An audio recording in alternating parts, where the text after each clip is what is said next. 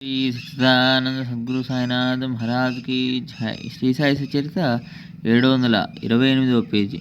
728వ పేజీలోని 167వ నుంచి ఈరోజు చదువుతున్నాము. బాబా ఎంత సమర్థులు!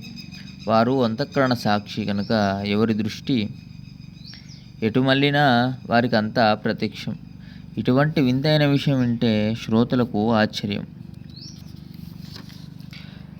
కలుగుతుంది. ఇందులోని గర్భితమైన అర్థాన్ని గమనిస్తే అత్యంత అమూల్యమైన స్థైర్యం, శాంతి లభిస్తాయి.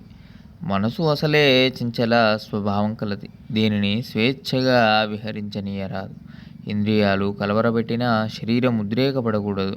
ఇంద్రియాలపై నమ్మకం, విషయ సుఖభోగాలను అనుభవించాలనే లాలస ఉండకూడదు. మెల్లమెల్లగా అభ్యాసం చేస్తే మనోచాంచల్యం శాంతిస్తుంది.